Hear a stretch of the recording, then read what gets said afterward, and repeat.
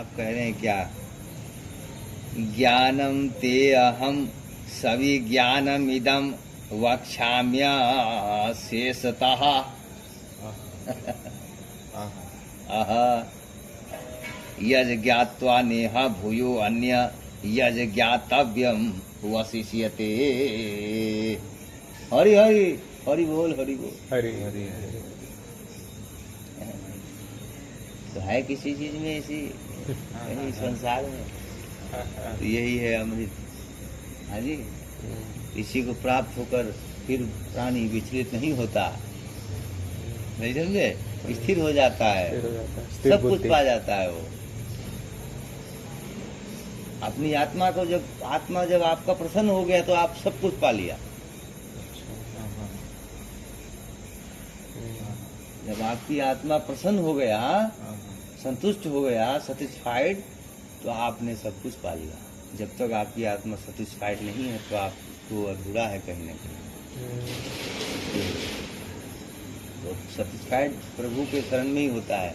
भगवान जो पूर्ण है, संपूर्ण है, उनके। तो मैं तेरे लिए इस विज्ञान सहित तत्व ज्ञान को संपूर्णतया कहूंगा, जिसको जानकर संसार में फिर और कुछ भी जानने योग्य शेष नहीं रह जाता। इसका अर्थ ये है जो मैंने अभी ये श्लोक कहा था, उसका अर्थ मैंने कहा। अब देखिए, अब फिर आगे भगवान क्या कहते हैं? मनुष्य नाम सहस्रेषु कश्चिद्यति सिद्धये यत तामपि सिद्धानाम कश्चिन् मां वेति तत्वतः। आप लोग है ना, अब भगवान की इच्छा कुछ और हो रही है। तो हजारों मनुष्य में कोई एक मेरी प्राप्ति के लिए यत्न करता है, और उन यत्न करने वाले योगियों में भी कोई एक मेरे परायण होकर मुझको तत्व से अर्थात यथार्थ रूप से जानता है। क्या समझे?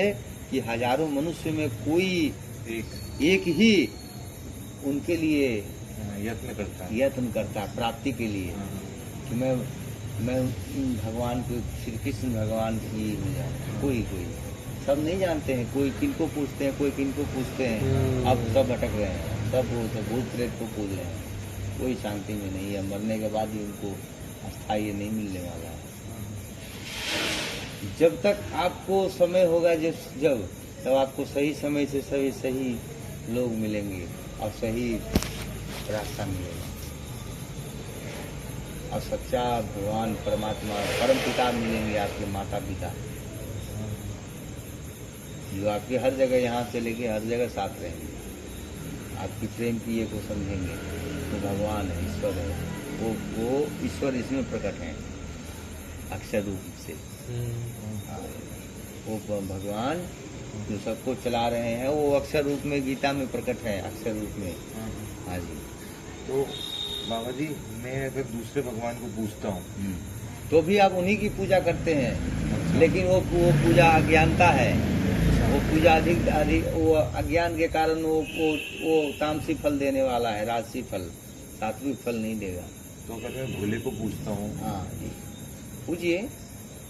आप पूजिए बाबा को भी, इनसे मना नहीं है। लेकिन जब आप बाबा की पूजा करके भी आप भटक रहे हैं, तो फिर आप आगे की ओर जाइएगा, नहीं समझे? तो जब आप बाबा की पूजा कर रहे हैं फिर भी आपको काम क्रोध विषय वासना विकार सता रहा है, तो इसका मतलब है कि बाबा आपको कह रहा है कि आप तू ऊपर जाओ, और कोई और भी है, नहीं समझे? बाबा तो मैनेजर हैं, ओनर तो कोई और ही।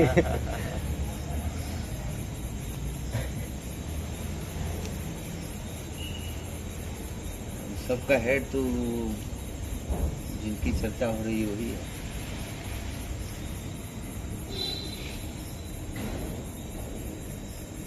तो क्या कह रहे हैं फिर, अब आगे क्या कह रहे हैं? भूमिरापो अनलो वायु